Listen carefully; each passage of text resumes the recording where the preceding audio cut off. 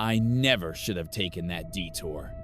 The storm had driven me off the highway, forced me into the maze of back roads where the asphalt bled into gravel and the trees grew too close together.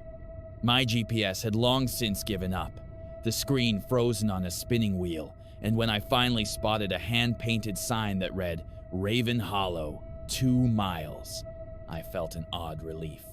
A town meant safety, I thought. Shelter, gas, anything. But the town was dead. The houses sagged under their own weight, porches eaten by rot. The only light came from a single house at the far end of the square. A pale yellow glow in the upstairs window, flickering as though it fought to stay alive. Against every instinct screaming inside me, I parked and walked toward it. The door was already open. Inside, the air smelled of damp earth. Candles lined the floor in uneven circles, wax spilled like veins across the wood. At the center of the largest circle lay a book so heavy it seemed to sink into the boards. Its pages were cracked, stained, covered in ink that didn't quite look like ink. I should have turned back. I should have slammed the door and run until the night swallowed me. But something compelled me forward. My hands trembled as I reached for the book. The pages whispered. Not aloud, not with sound, but in my skull. A chorus of hissing words poured into me. Incantations, names that burned as I heard them. I saw flashes, women with blackened teeth, men strung upside down in trees, children's mouths sewn shut. My head throbbed, yet I couldn't close the book. Then I realized the circle of candles wasn't just around the book, it was around me. A shadow moved in the doorway. She was impossibly tall, her back bent as though something had twisted her spine like a rope. Her hair hung in clotted ropes, her fingers far too long. When she smiled, I saw black gums and a tongue that forked like a serpent's. You opened it, she rasped, her voice like wet wood splitting. My throat was locked. I couldn't say anything. She entered the circle without hesitation. The flames of the candles bent toward her, as if pulled by hunger. This town starved me, she whispered. They bled me, drowned me, cut me apart. But they couldn't burn me. No flame will touch me. And now you've given me your fire. Her hand pressed against my chest. My heart convulsed, a violent spasm that left me gasping. She leaned close enough that I felt the heat of her breath. I will stitch myself into you, she whispered. Something tore inside me. Not physically, I felt it deeper than bone, deeper than blood, like fingers rooting in the dark soil of my soul. Images flooded me again, but this time they were my own. My hands snapping the neck of a crow, drinking from a bowl of black liquid, carving strange symbols into the skin of people I loved. I wrenched free, stumbling backward, but the circle of candles wouldn't let me cross. The flame stretched into a wall, hissing like boiling water. She laughed, the sound hollow and endless. You cannot leave, she said. You carry me now. Her body crumbled into ash, collapsing in on itself until only the book remained. The pages snapped shut with a sound like breaking bone. The candles sputtered out. Darkness swallowed me. When I woke, it was daylight. I was in my car, parked outside my own apartment building, the storm long gone. It must have been a dream, but my chest still burned where her hand had pressed against me. And then I saw the ash on my clothes. That night, I dreamt of her. She stood at the foot of my bed, whispering incantations in a language that made my teeth ache. I woke to find scratches on my arms, symbols carved shallow into my skin, though my nails were clean. Every day since I've felt her stronger. When I look at people, I see veins glowing faintly beneath their skin, as if begging to be opened. Stray animals linger near me, broken-necked, though I have no memory of touching them. My reflection blurs, stretches, sometimes grins when I do not. I hear her voice constantly now. Sometimes it's a whisper, sometimes a scream. She tells me of the fire she cannot touch, the hunger she cannot sate. She tells me I am hers. And worst of all, I believe her. Because when I close my eyes, when I dare to sleep, I see Raven Hollow burning, the townspeople screaming as they choke on smoke and ash. And in the flames, I stand beside her, hand in hand, laughing with a mouth full of blackened teeth. I don't know if it's memory or prophecy, but I know this. The witch is alive in me.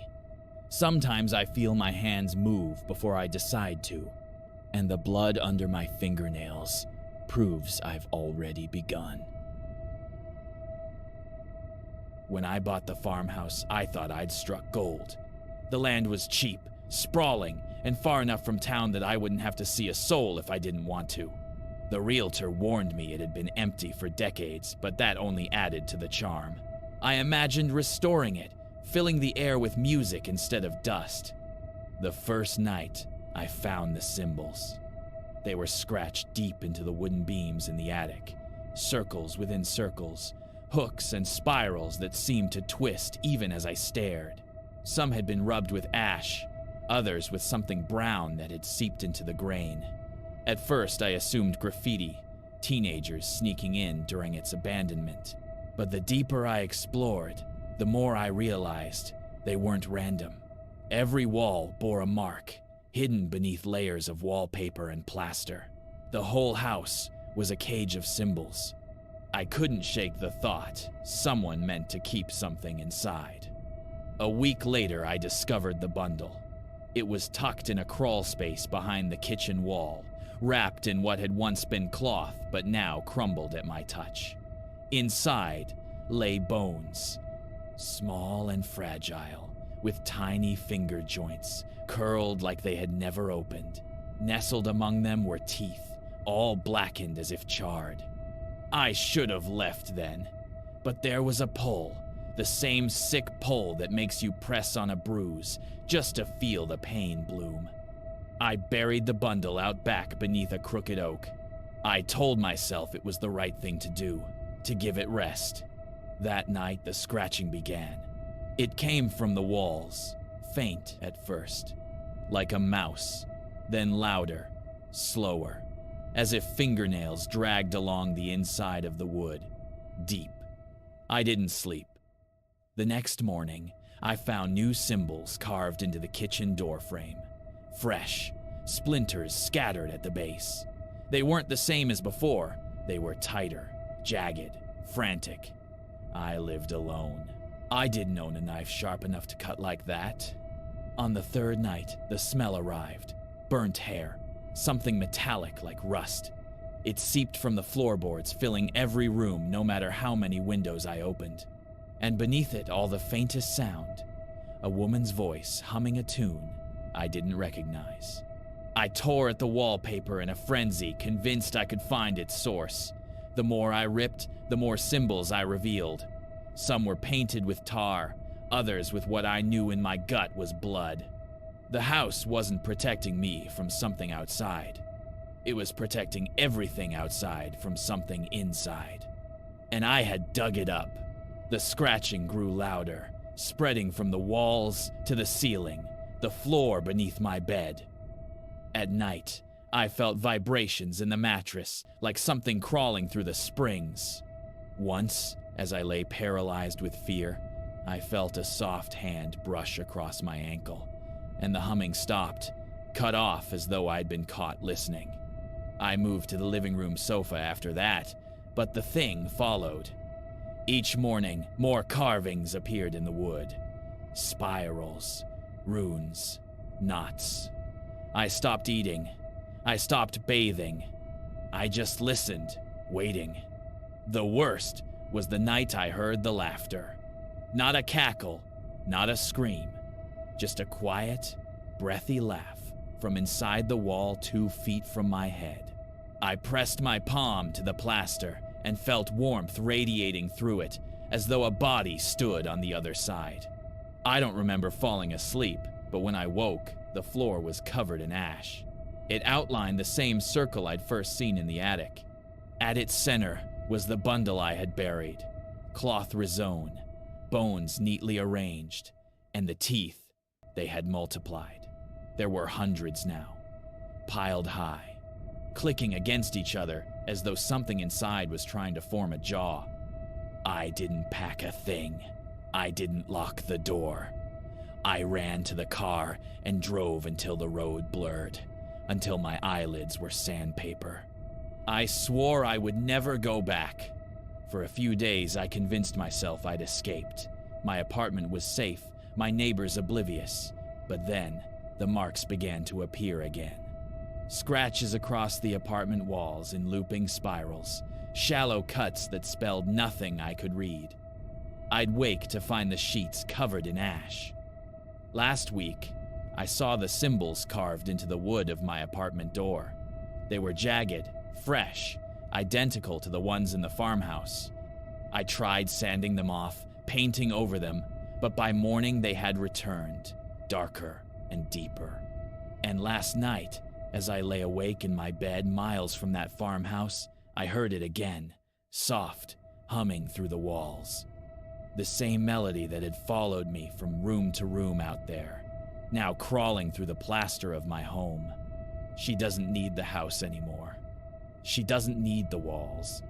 And when I looked into the mirror this morning, I saw the symbols glowing faintly in my reflection's skin, though my own flesh was bare. And when I blinked, her eyes blinked back. I found the ledger in the back room of the antique shop. It wasn't for sale. The owner shrugged when I asked. "Take it," he said. "Just don't blame me." It was small, leather-bound, heavy with dust. Inside, the pages were lined with names and dates. No words, no explanations, just endless lists, each page worn and yellowed. I thought it was some kind of accountant's log, a forgotten relic of meticulous record-keeping. I tucked it under my arm and left amused. I dreamed of the shop that night. The shelves stretched impossibly high, narrow corridors disappearing into darkness. The ledger hovered in front of me, heavy and silent, as though it knew I had taken it. I woke in a sweat, my apartment oppressively still, the city outside muted and distant. The next morning I laughed at myself for letting a dream unnerve me. But by midday, small things began to go wrong. A mug cracked as I set it on the counter. My phone slipped from my hand, landing face down, screen cracked. I laughed, attributing it to clumsiness, yet a cold tension prickled at my spine. By the third day, the ledger's influence had begun to permeate everything. Doors slammed shut behind me. Drawers opened themselves, then stopped abruptly, as though deciding whether to let me retrieve their contents. Shadows in corners moved just as I looked away. My apartment no longer felt like mine. It felt like a vessel being rearranged around me. I tried throwing the ledger away. I left it in the trash, in alleys, in donation bins, and yet it always reappeared, lying next to my bed on the nightstand. It made no sound, demanded nothing. It simply existed as if it had never left. I stopped sleeping in my bed. The air around it felt thick, pressing down. I would wake in the middle of the night to the sensation of someone standing at the foot of my bed. Nothing was ever there when I turned, but the oppressive weight of unseen eyes remained, and I could feel a presence leaning close, listening. The accidents escalated. The sink overflowed while I showered. Lights flickered, plunging me into darkness so complete it felt alive. Objects I touched would break or shift, subtly and almost deliberately, never in a way that could be explained. The house itself seemed to be testing me, cataloging my responses.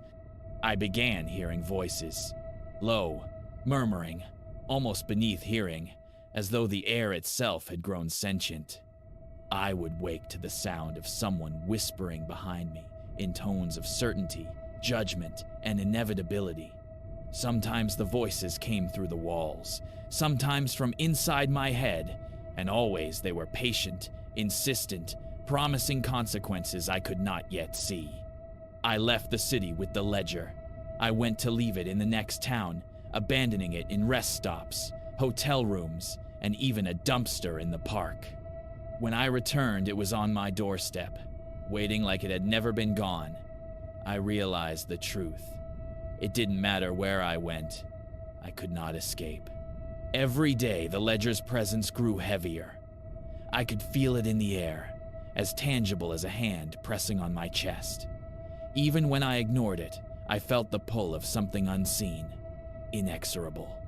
Every misstep, every broken cup, every flicker of shadow had been counted, noted, recorded. I was cataloged. I was due. This morning, I woke to the sensation of someone breathing on my neck. My apartment was silent, the street outside empty.